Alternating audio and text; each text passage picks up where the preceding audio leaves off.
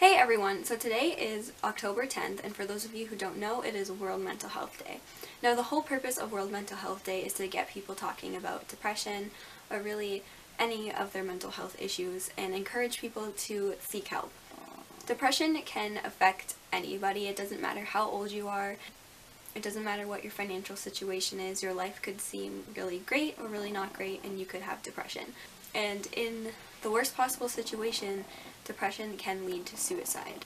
But with help, it is very much possible to get better. So for today's video, I kind of wanted to share a little bit about myself and how I got help, and also share some tips on how you can reach out for help. But before I begin, if you hear the camera focusing in and out, I'm sorry. Hopefully it's not too annoying. So I am currently 19 years old, and I probably started dealing with depression around the age of 12. Back in middle school, there was a lot of different things that were kind of contributing to my depression, and a major thing was that I had very low self-esteem.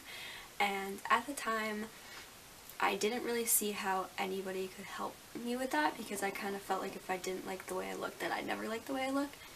And eventually my parents did find out about my mental health problems and my self-harm through my school, and my mom signed me up for therapy. And although therapy can seem really scary at first, or it can seem like it's not going to help, it can.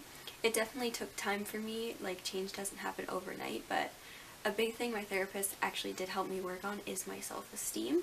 I definitely left therapy feeling better about myself. My therapist, Christina, had just taught me, how to ignore what other people think and just form an opinion of yourself and feel good about yourself. For those of you who feel like when you go into therapy that people are just paid to listen to you talk and they don't really care, that is not the case. Like, people have chosen that job because they want to help people and they do actually care about your problems. They're not just listening because they have to, they want to help you. Also, it's really great to just reach out for support from your friends. Even though I do preach this a lot on my channel, I am not always good about actually getting help from my friends or people close to me, just because sometimes I don't feel like dealing with it or talking about it. But recently I have actually been talking to someone in my life about something that has affected me a lot, and it is starting to help a little bit. Even if the other person doesn't have much to say back, sometimes just letting it all out can be really helpful. And there are always people who are willing to listen and help you, so don't feel like nobody cares about you or no one's willing to help, because that's just not the case. I know that telling somebody that you're dealing with depression, self-harm, anything along those lines is very scary, and you're not really sure how they're going to react, and that's probably the worst part. But it definitely doesn't mean that you shouldn't try, because you could be surprised about how helpful people can be. Something I often get messages about is people saying that they just can't bring themselves to tell somebody and they don't know what to do about it. And I can definitely relate to that. If I'm trying to tell someone about something kind of more personal or difficult to talk about, sometimes I just chicken out, or I can't even get the words to come out, or I forget some of the things I was going to say. So I definitely don't think it's a bad idea to write it down. You could give your parent or friend a letter explaining what's going on, and that can make it a little bit easier. Now, if you're not going to do it that way, just let whoever you want to tell know that you need to talk to them about something when they get the chance, and that maybe that it's personal, and you want it to be somewhere private, and just try to explain as best you can what's going on.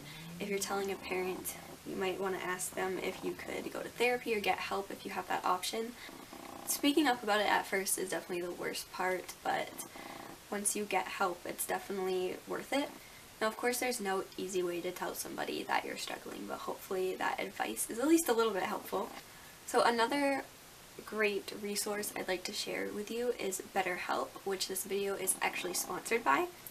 BetterHelp is an online counseling website, so you don't even have to leave your house to go to counseling, and can get paired with a counselor within 24 hours of signing up.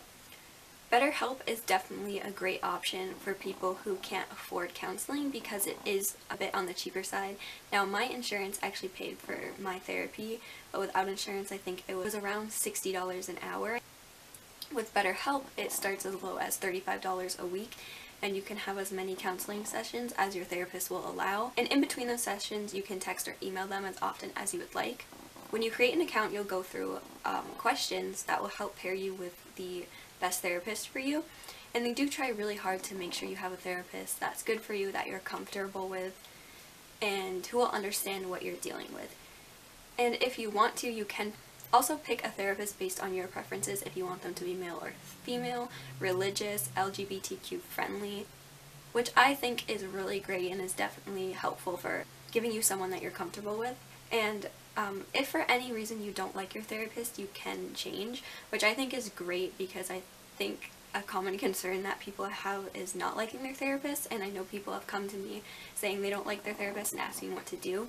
So this is great because you can switch if you want to. If you're struggling, I do highly encourage you to check out BetterHelp, because like I said, I think that it's definitely a great alternative if you maybe can't afford going to therapy. And the fact that you can text or email them whenever you like is great, but unfortunately you do have to be 18 or older to sign up. So if you are interested in BetterHelp, I will leave the link right at the top of the description bar below. So I hope this video was helpful to at least some of you. It has been highly requested for me to share advice on how to get help, and unfortunately there is no advice I can give you, like I said, that makes things easier, because telling somebody is so scary, but hopefully this gave you a little bit of courage to do so. Hope everyone is doing well, and I will see you in my next video.